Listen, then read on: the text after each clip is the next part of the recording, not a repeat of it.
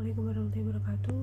Nama saya Yuli dari kelas 64701 dengan nomor NIM 6423231. Di sini saya ingin menjelaskan mengenai manajemen keuangan internasional, membahas secara komprehensif tentang keadaan keuangan suatu perusahaan yang memiliki keterkaitan dengan situasi lalu lintas, transaksi dalam mata uang asing, serta keputusan-keputusan perusahaan yang masuk dalam pasar bisnis internasional.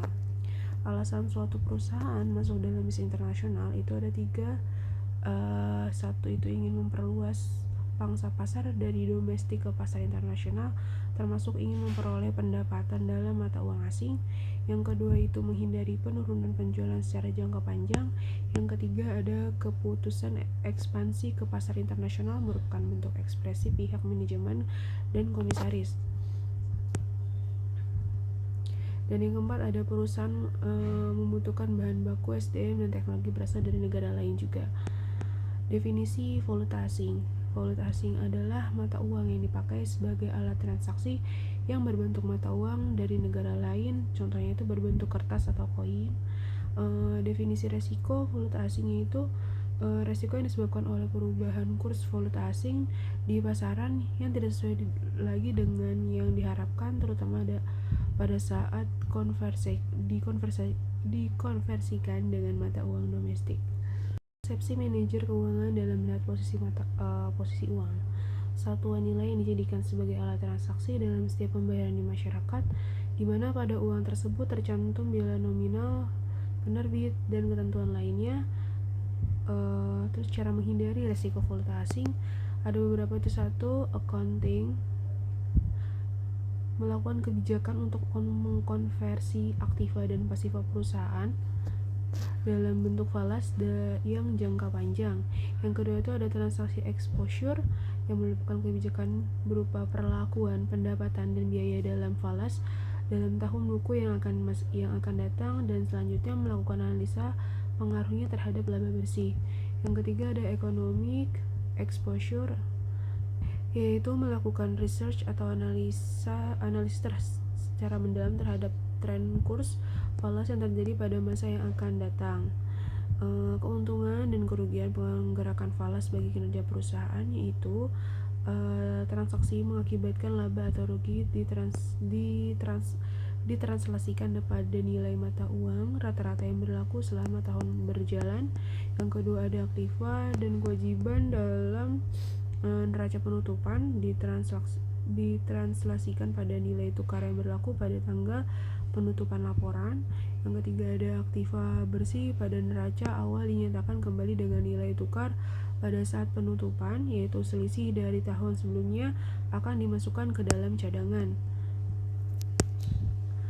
Yang keempat ada perbedaan nilai tukar atas pinjaman dalam bentuk mata uang asing. Yang kelima, semua keuntungan dan kerugian lainnya telah dimasukkan dalam laporan laba rugi. Alasan-alasan dipergunakan mata uang dolar Amerika sebagai kesepakatan dalam transaksi bisnis yaitu satu, faktor kestabilan dolar dibandingkan dari berbagai mata uang lainnya di seluruh dunia. Yang kedua itu ada faktor kestabilan ekonomi Amerika Serikat yang dianggap banyak pengamat memiliki tingkat kestabilan yang lebih kuat dibandingkan negara lain.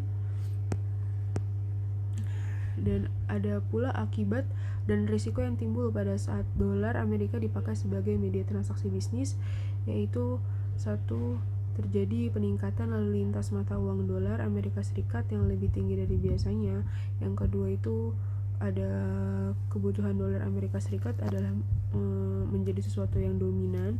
Yang ketiga terjadinya fluktuasi dolar Amerika di pasaran. Yang keempat ada perbankan harus memiliki cadangan dolar Amerika Serikat biasanya yang mencukupi di pasaran. Yang kelima ada kebijakan Federal Reserve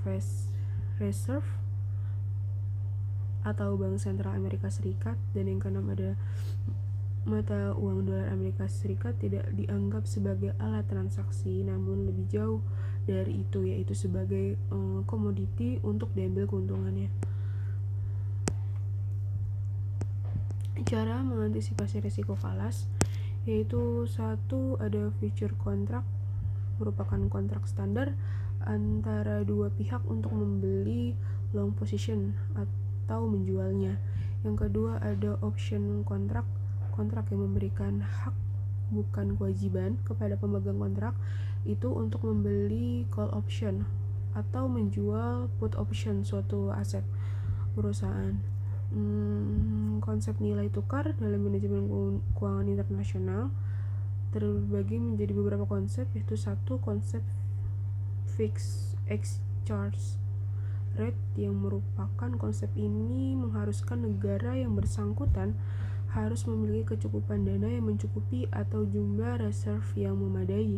Dan yang kedua ada konsep flexible exchange rate. Konsep ini merupakan konsep nilai tukar yang diserahkan pada pasar tanpa ada